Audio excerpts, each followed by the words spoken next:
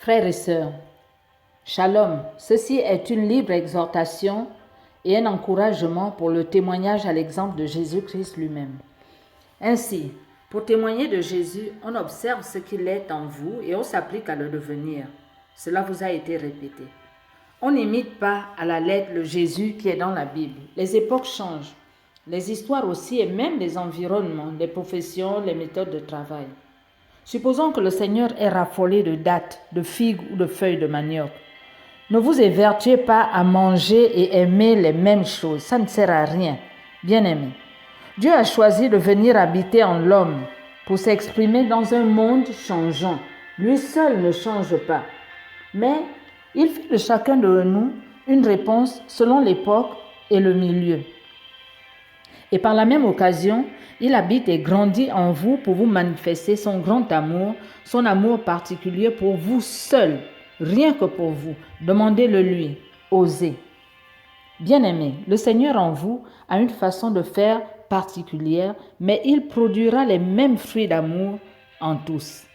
Vous n'avez pas besoin de copier quoi que ce soit, mais de le vivre et de l'expérimenter. Vous devez reproduire le Jésus qui est en vous et le laisser agir parce qu'il veut et il doit s'exprimer. Abandonnez-vous à lui, lâchez le contrôle.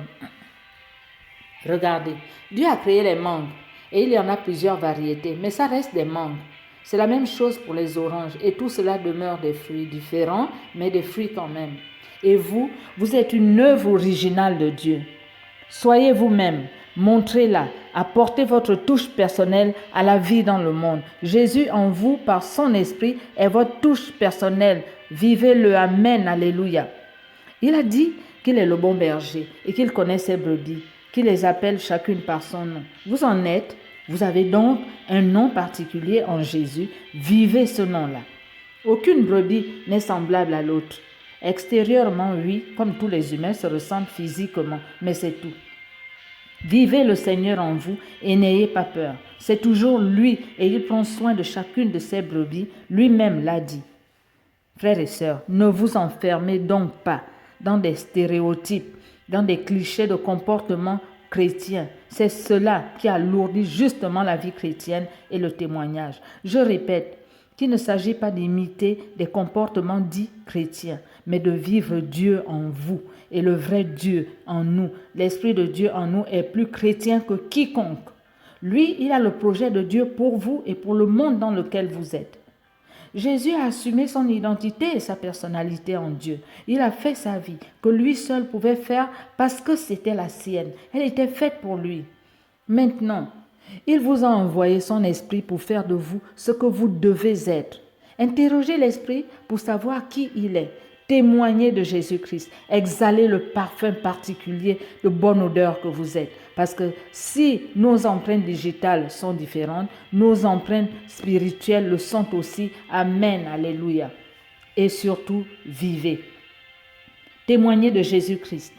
La vie chrétienne, frères et sœurs, n'est pas la souffrance au quotidien, mais la découverte au quotidien de l'être merveilleux qui habite en vous.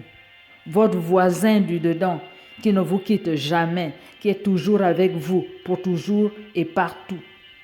La vie chrétienne n'est pas une corvée parce que le projet de Dieu, c'est vous. C'est d'être quelqu'un. Vous êtes sa maison. Laissez-le vivre, laissez-le s'exprimer.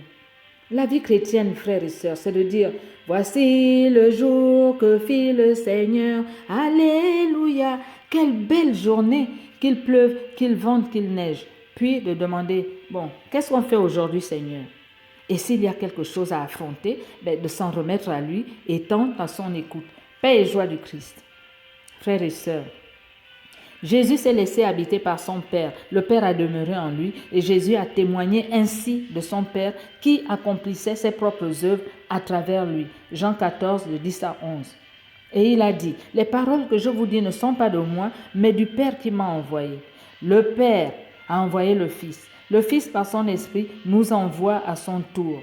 Faisons comme Jésus, laissons-nous envahir par l'esprit et de demeurer en nous, afin qu'il agisse lui-même et qu'il nous donne la mentalité qu'il est venu nous donner. Vous savez, pour guider et diriger l'homme On le fait de l'intérieur, on prend le volant. Le Seigneur aurait pu rester dehors, il aurait pu nous conseiller sans s'implanter en nous, mais il est entré en nous pour y demeurer et pour toujours. C'est dire qu'il y a un travail à faire d'abord en nous, en nous-mêmes, puis à partir de nous. La personnalité de Jésus en vous, voilà la mission, voilà le projet. Si vous copiez, c'est que vous êtes des clones, mais Dieu est riche et créatif. Et vous n'êtes pas un clone de Jésus, mais vous êtes son frère ou sa sœur. Le frère et la sœur, même s'ils sont de même père, même mère, même chez les siamois ou les jumeaux, ne se ressemblent pas. Ils n'ont pas la même personnalité. Vous avez une personnalité différente, bien qu'étant de même père et de même mère. Même si vous descendiez de Jésus comme d'un père, vous ne pouvez pas être lui en effet. Un fils n'est pas le duplicata de ses parents. Il en a des traits de caractère ou des traits physiques. Dieu le Père, frères et sœurs, est un aspect.